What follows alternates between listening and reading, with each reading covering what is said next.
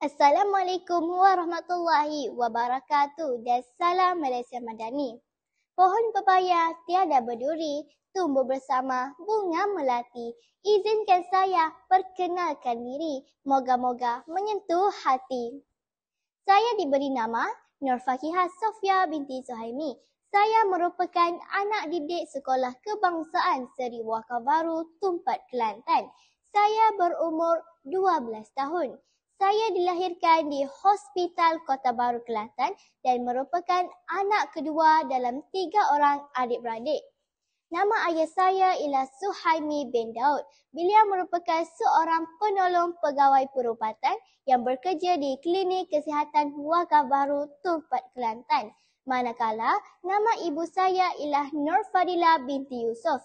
Beliau merupakan seorang jururawat yang bertugas di Klinik Kesihatan Cabang 4 Tumpat, Kelantan. Pada masa lapang, saya gemar membaca buku dan menonton televisyen. Pada masa yang akan datang, saya ingin menjadi seorang guru yang berdedikasi dan bertanggungjawab. Pada hari ini, saya ingin kongsikan sebuah novel kegemaran saya yang bertajuk Nun, Kembalikan Dia Semula. Buku ini ditulis oleh seorang wanita yang amat saya kagumi, iaitu Sakuzan. Beliau merupakan seorang wanita yang berkelulusan sarjana sains dalam bidang sains buatan. Beliau bermula dengan penulisan cerpen pada tahun 2021. Beliau juga telah menulis beberapa majalah komik indie dan kemudiannya menyertai pertandingan antologi anekdot dan antologi cerpen. Pada tahun 2022, beliau juga telah melibatkan diri dalam 2 projek penyelenggaraan untuk perumahan Sy. Hebatkan beliau. Namun begitu, beliau baru saja menerbitkan buku ini dan dia tidak mendapat apa-apa lagi penghargaan dan anugerah tentang buku ini. Manakala buku ini diterbitkan oleh Jiwa yang dimiliki oleh GT Publishing House SDN BHD pada tahun 2024. Buku ini mempunyai 322 halaman buku yang bercetak. Buku ini berharga RM35 untuk Semenanjung Malaysia, manakala RM38 untuk Sabah dan Sarawak. Murah dan berpatutan, bukan? Buku ini bertemakan science fiction yang merupakan jenis buku kegemaran saya. Watak-watak yang terdapat di dalam novel ini ialah Nawa. Nawa merupakan watak utama di dalam novel ini. Nawa merupakan seorang peramah bila bercakap dengan lebih tua daripadanya, sebagaimana dia bercakap dengan ibu bapanya sendiri. Nawa juga seorang suka menolong orang lain sebagaimana diceritakan di dalam novel ini. Saya mengambil contoh, Nawa menolong seorang makcik penjual ikan yang ditipu oleh nelayan yang menjual ikan kepadanya kerana terdapat darah yang berwarna biru di dalam isi ikan tersebut dan ikan itu merupakan ikan yang palsu dan tidak segar. Watak kedua di dalam novel ini pula bernama Atira. Atira merupakan kanak-kanak yang sangat jujur terhadap ibunya. Atira juga seorang yang suka menolong orang lain sebagaimana diceritakan di dalam novel ini. Saya mengambil contoh, Atira menolong rakan karibnya yang bernama Duha untuk memakaikan anak tudung kerana ibu Duha sibuk menjaga adik kembarnya. Watak ketiga di dalam novel ini pula ialah Alden. Alden merupakan seorang rakan yang sangat prihatin terhadap Nawa. Alden juga seorang yang suka menolong Nawa untuk menyiapkan projek-projek Nawa.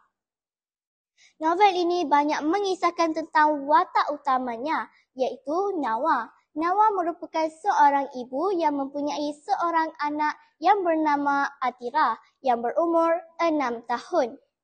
Mereka tinggal di negeri yang sangat unik yang bernama Pagoda kerana mereka tinggal di atas permukaan air. Unik, bukan? Pada awalnya, Nawa ingin mengklonkan ayahnya yang sudah meninggal dunia.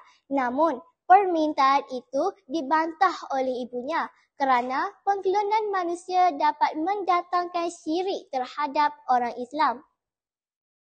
Kemuncak cerita ini apabila Atira terjatuh ke dalam air dan ditelan oleh seekor ikan yang dikatakan 3 kali lebih besar berbanding ikan paus.